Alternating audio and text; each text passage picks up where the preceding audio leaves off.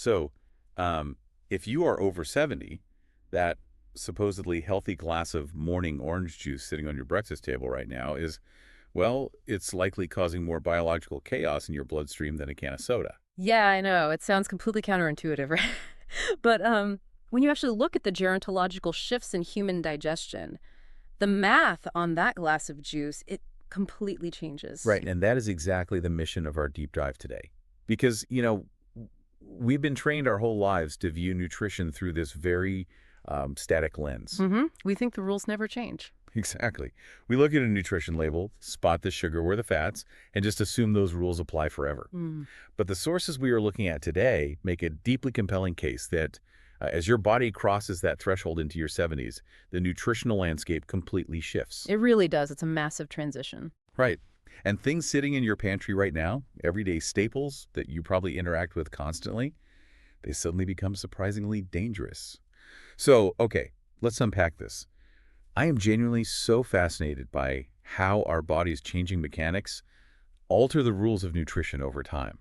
It requires a fundamental shift in how we think about aging. I mean, the physiological realities is that the foods your body tolerated perfectly well in your 40s and 50s, they are processed completely differently when you are in your 70s. So it's not just the food itself. Exactly. It is no longer just about what you are eating. It is highly dependent on when in your lifespan you are eating it. Your metabolic machinery has just, well, changed. Right. So rather than just pointing at a frosted donut and saying, that's bad, which, I mean, we all know that, we are going to look at the foods that actively trick us. The dietary imposters. Yes, the imposters.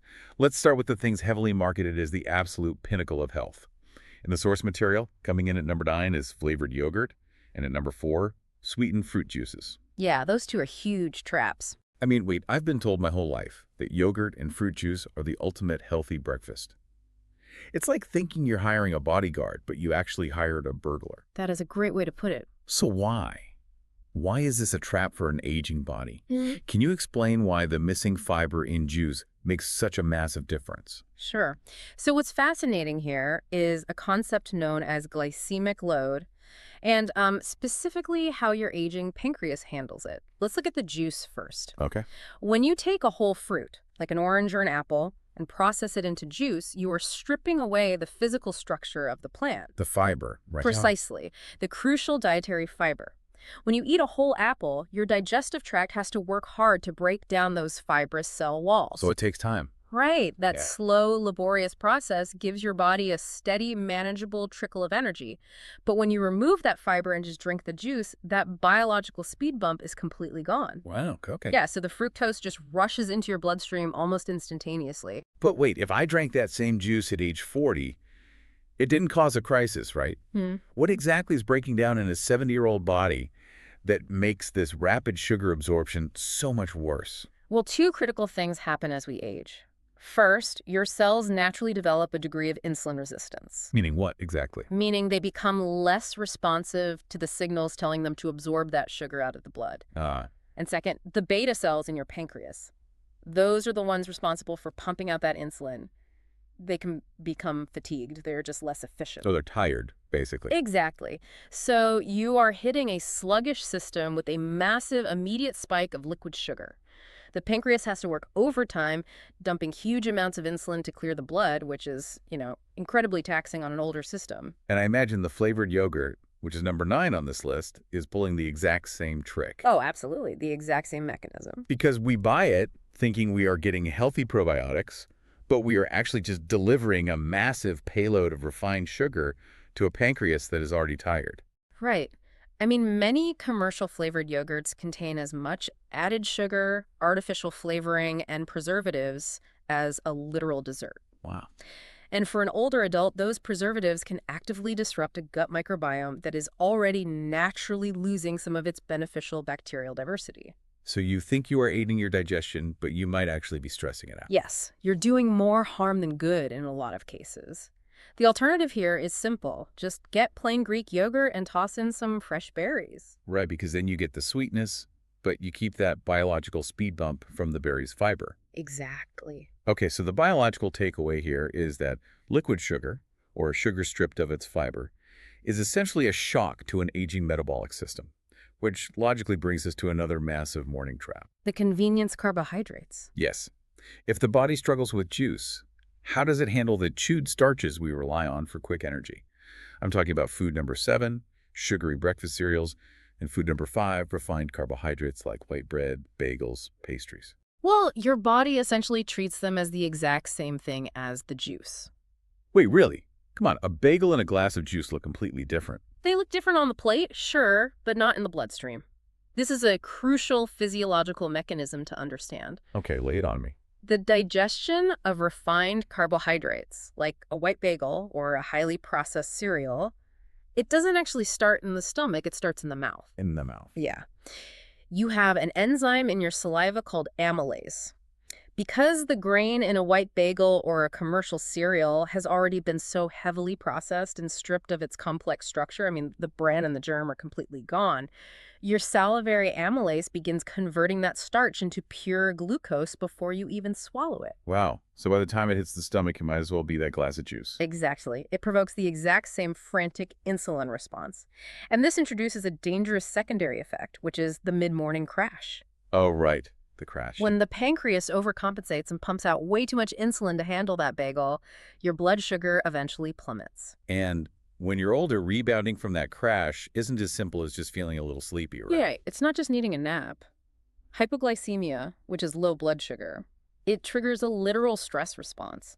The body releases cortisol and adrenaline to try and mobilize stored energy. You bring the blood sugar back up. Exactly. So now, simply because you ate a bowl of brightly colored cereal, your 70-year-old heart is dealing with a surge of stress hormones. That sounds intense. It is. Your energy levels are entirely depleted, and your brain is screaming at you to eat more quick carbohydrates to fix the problem. It's an exhausting biological roller coaster. And we haven't even factored in food number 2 from the list. The modern morning staple, the sugary coffee drink. Right, and the sources highlight that the coffee itself isn't the villain here. No, I mean, coffee is plenty of antioxidants. The danger lies in the accessories. Right? Exactly. The whipped cream, the flavored syrups, the extra sugar. The caramel drizzle. Here's where it gets really interesting, because some specialty coffee drinks contain more sugar than a slice of cake before breakfast. It's staggering when you look at the numbers. So let's paint the full picture here. You grab a sweet coffee, a toasted bagel, and maybe a small glass of juice.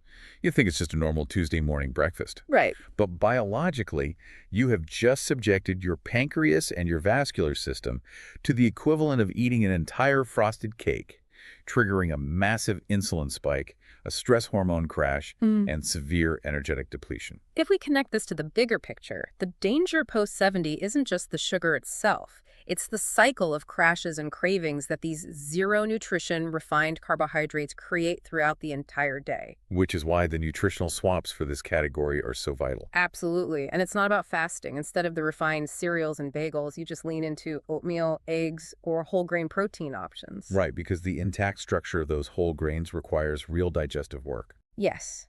It provides a slow, steady, manageable release of energy that won't exhaust an older pancreas. And for the coffee, just keep it simple. Little to no added sugar. Okay, so we've thoroughly covered the morning glycemic trap and how sweet, refined convenience foods exhaust the blood sugar systems. Right. But what happens when the day goes on? Because sugar isn't the only shortcut we take. Let's pivot to the savory side of the convenience burden. This is where we get into the stealth assassin. Exactly. We are looking at food number 8, processed deli meats. Yeah. So ham, salami, bacon, hot dogs. Food number 6, frozen ready-made meals. And food number 3, packaged snack foods like chips and crackers. These are arguably even more problematic because they introduce a completely different biological stressor into the aging body. Okay, I need to play devil's advocate here for a second on behalf of anyone listening. Go for it. Look, let's be totally realistic. When you are in your 70s, cooking takes energy. Standing in the kitchen, washing, peeling, and chopping fresh vegetables for 45 minutes every single night isn't always going to happen. No, of course not. Fatigue is a very real factor. Right. Joint pain is real. Tossing a frozen dinner in the microwave or making a quick salami sandwich feels like a necessary shortcut. Are we really saying we can't take the easy route? This raises an important question about the true cost of that convenience. I mean, it is a completely valid point, and we absolutely have to acknowledge the reality of physical fatigue. Because telling people to just cook everything from scratch feels a bit out of touch. Exactly. The goal isn't culinary perfection, but we have to look clearly at what you are actually trading for that convenience. The shortcut has a hidden, severe biological toll, primarily in the form of sodium and chemical preservatives. So how exactly does that sodium interact with a 70-year-old body differently than a 40-year-old body? We established that the pancreas gets sluggish with sugar. What is failing when it comes to the savory stuff? That brings us to the kidneys and your vascular system. Your kidneys are essentially your body's filtration plant. Inside them are about 1 million tiny microscopic filters called nephrons. Their job is to balance the fluids and the minerals in your blood, including sodium. Makes sense. But as we age, it is a natural biological process to lose a significant portion of those nephrons. Oh, wow. So we just have fewer filters working. Precisely. The ones that remain simply cannot filter out high, concentrated loads of sodium with the same efficiency they did decades earlier. The body just becomes significantly less efficient at handling it. So if I eat a frozen meal loaded with sodium at age 40, my kidneys just work a little harder and flush it out. But at age 75, that same frozen dinner creates a massive traffic jam. Exactly. A traffic jam is the perfect analogy. Because the aging kidneys can't clear the sodium fast enough, it builds up in your bloodstream. And what does the sodium do once it's stuck there? Well, sodium acts like a sponge. It actively pulls water into your blood vessels to try and dilute the salt concentration. And naturally, this increases your overall blood volume. Right. More fluid in a closed system means more pressure. Yes. And this is compounded by a second gerontological factor called endothelial dysfunction. Endothelial dysfunction. Right. As you age, the blood vessels themselves naturally stiffen. They lose that youthful elasticity. So now you have an increased volume of fluid pumping through stiffened, rigid pipes. Ouch. That's the definition of high blood pressure. Exactly. And it puts immense, immediate mechanical strain on an aging heart muscle. That is a terrifyingly clear mechanism. And it completely reframes the danger. A shortcut in your 40s is just a quick meal. A shortcut in your 70s, if it's loaded with sodium, is a direct mechanical assault on the heart and blood vessels. Which is why we need to offer practical alternatives that respect the reality of fatigue, right? Yeah. Rather than just telling people to cook from scratch. Right. What are the realistic, low-energy swaps that avoid this massive sodium bomb? Well, if chopping fresh vegetables is too much, the freezer aisle is actually still your friend. Yes, but you buy bags of plain, flash-frozen vegetables with no added sauces or seasonings. They are pre-chopped, require zero prep, and have zero added sodium. Oh, that's smart. What about the deli meats? Instead of heavily processed deli meats packed with nitrates and salt, look for pre-cooked, unseasoned rotisserie chickens or fresh-grilled turkey. Just check the label to make sure they haven't injected it with a high-sodium broth, right? That's exactly, always check the label. Or you can utilize canned beans for quick protein, but commit to rinsing them thoroughly under cold water for a full minute. That alone can wash away up to 40% of the added sodium. That's a great tip. And instead of a whole bag of salty chips, just a handful of unsalted nuts or fresh fruit. Right, simple swaps. Those are fantastic, realistic tactics. And understanding that specific kidney mechanism, the loss of nephron efficiency, it makes perfect sense to the absolute climax of the source material we are reviewing today. It really does. Because when we talk about dangerous foods after age 70, the sources rank one category above everything else. Food number one on the danger list isn't sugar. It isn't saturated fat. It is excessively salty foods. Yeah, for a significant portion of older adults, health experts consider excessive sodium to be the preeminent dietary threat. So what does this all mean? I'm genuinely surprised that salt, not sugar, takes the undisputed top spot. It's the ultimate stealth assassin.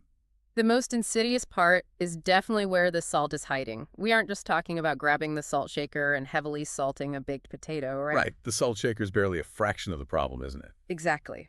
The sheer volume of sodium overloading these aging kidneys is coming from hidden, industrialized sources. Canned soups, restaurant meals, the frozen dinners we discussed, and packaged snacks. Because food manufacturers use massive amounts of sodium not just for flavor. Right. They use it as a cheap preservative to extend shelf life, and as a textural agent to make processed foods feel better in the mouth. It is completely invisible. I mean, if you pour a packet of sugar into your morning coffee, you see the granules falling in. You are making a conscious choice. You know exactly what you're doing. Right. But when you open a can of chicken noodle soup, which feels like this comforting, healthy choice, you don't see the massive pile of sodium hiding in the broth. You have no idea you are consuming over half your daily recommended limit in a single bowl. And that total lack of awareness is what makes it so dangerous. You are flying blind. The damage to the stiffening blood vessels and the overtaxed kidneys is happening quietly. Cumulatively, right? Day after day. Exactly. Without any immediate, obvious symptoms until the blood pressure reaches a crisis point. It's far more dangerous than the sugar we can actually see and taste. Which really brings the entire mission of this deep dive into focus. The main takeaway from the source material isn't meant to be terrifying. I actually find it incredibly empowering. Oh, I agree. Because getting older doesn't mean you have to surrender everything you enjoy. It's not about miserable overnight deprivation. It is entirely about awareness and making smarter, simple swaps. Because small improvements have a powerful, cumulative impact on long-term health. It is about understanding the mechanics of your changing body. Right.